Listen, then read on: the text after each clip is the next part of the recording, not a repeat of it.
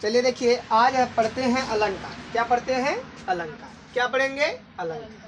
अलंकार के बारे में आप लोग एक बार बहुत पहले भी पढ़ चुके हैं, ऐसी बात नहीं पढ़े हैं, लेकिन यहाँ अलंकार का हमें क्लास 9th और 10th से संबंधित चीज़ें देखना चाहिए।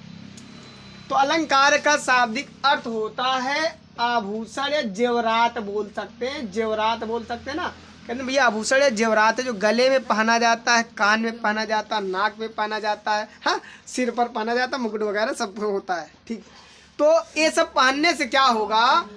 मानव की सुंदरता बढ़ जाती है। उसी प्रकार अलंकार क्या है? इस प्रकार के शब्द हैं जिनको, ठीक है, जिनको काव्य में प्रयोग करने से काव्य की सुंदरता 4 गुनी लग जाती है, 4 चांद लग जाता है उसमें। ठीक है, 4 चांद लग जाता है। तो इसी कारण जानते हैं, अर्थात जो काव्य की शोभा बढ़ा रहे हैं शब्द, उन्हीं को क्या कह सकते हो? अलंकार कह सकते हो। काव्य की शोभा बढ़ा रहे शब्दों को ही क्या कह सकते हैं? अलंकार कह सकते हैं। तो इसीलिए परिभाषा तौर पर अगर देखा जाए तो यही बताना होगा कि काव्य की शोभा बढ़ाने वाले शब्दों को अलंकार कहते हैं। क्या कहते हैं? काव्य की शोभा बढ़ाने वाले शब्दों को अलंकार कहते हैं। बहुत साधारण तौर पर है, अर्थात जो शब्द क्या करते हैं, काव्य की शोभा बढ़ा देते हैं, उन सब को क्या कहते हैं? अलंकार कहते हैं। अब प्रश्न है कि अलंकार कितने प्रकार के या अलंकार के कितने भेद हैं? तो बोलेंगे अलंकार के मुख्यतः 2 भेद होते हैं, लेकिन आजकल जो कंपटीशन लेवल की बात कर लेते हैं उसमें तीसरा भेद आ जाता है। तीसरा भेद अभी इसको देख लेते हैं। पहले शब्द अलंकार बोलेंगे, वह अलंकार जिसमें शब्द के माध्यम से काव्य की शोभा बढ़ाई जाए, अर्थात जिसमें शब्द पैटर्न या शब्द पैटर्न हो या वर्ण पैटर्न क्या उपयोग किया गया हो, वर्णों का प्रयोग करके, शब्दों का प्रयोग करके, ठीक है, काव्य की शोभा बढ़ाई जाती है, उसे शब्द अलंकार कहते हैं।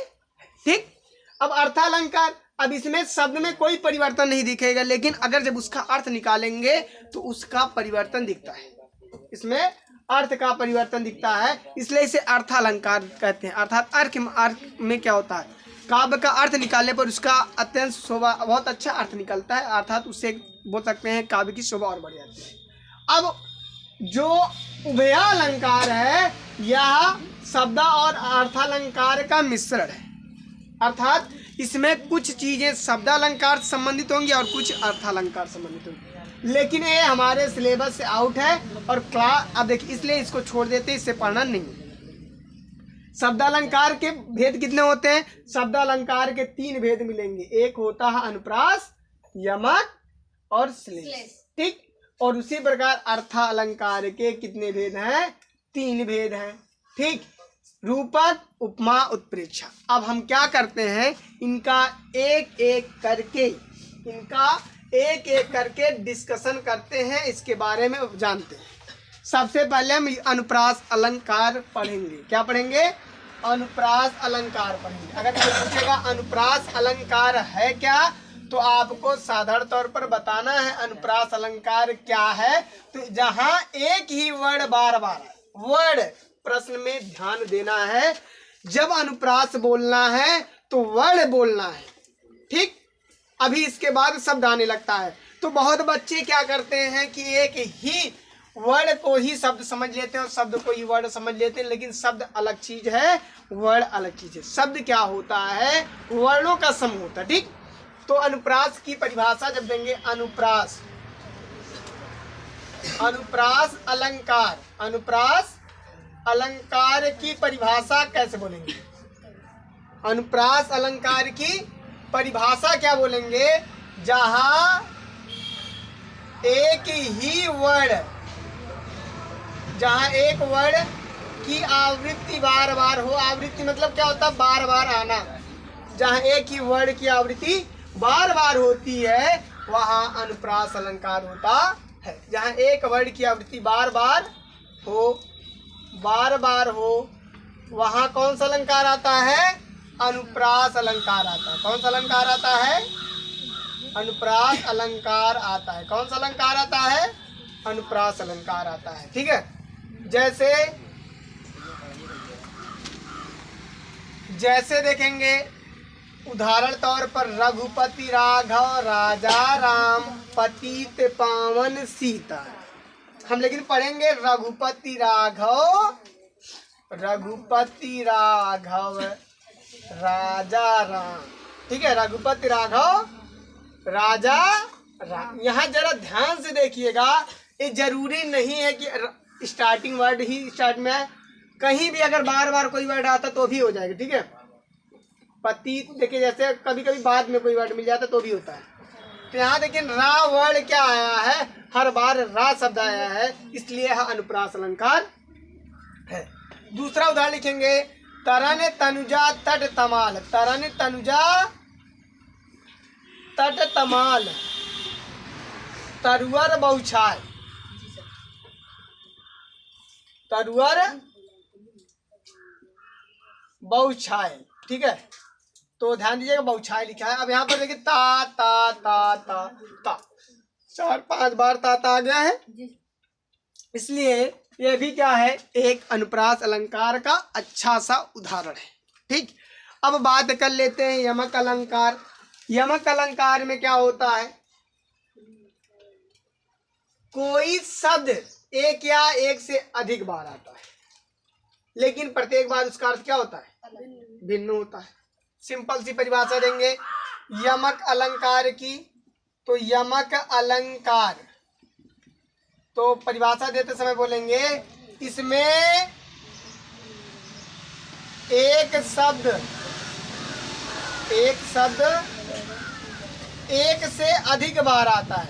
एक शब्द एक से अधिक बार आता है। ठीक है, अधिक बार आता है, और प्रत्येक बार उसका अर्थ क्या होता है, और प्रत्येक बार उसका अर्थ भिन्न होता है। और प्रत्येक बार क्या होता है, प्रत्येक बार उसका अर्थ भिन्न होता है, उसका अर्थ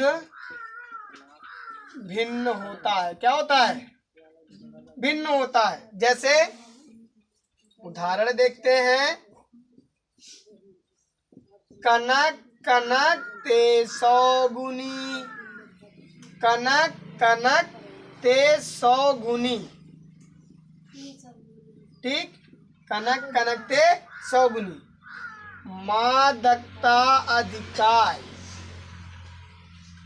मादकता अधिकाय। ठीक, या पाए बौराय जग। या पाए बौराय जग, या खाए बौराय। पाए बौराय जग, खाए बौराय। अब जरा इसका हम लोग स्पष्टीकरण देख लेते हैं। खाए बौराय, ठीक है, तो इसका स्पष्टीकरण यानी कि कनक के 2 अर्थ हैं। कनक के कितने अर्थ हैं, एक कनक का अर्थ होता है सोना। सोना मतलब स्वर्ण धातु की बात कर रहे हैं, ना कि सोने वाला, रात में सोने वाले सोना का नहीं कर रहे हैं। ठीक है, स्वर्ण धातु। दूसरा चीज, कनक का अर्थ होता है धतूरा। अब धतूरा जाना तो होगा, शिव जी के बेलपत्र एलुसा चढ़ाई जाते, धतूरा ना बेलपत्र जाना तो भाई, तो साधारण तो धतूरा।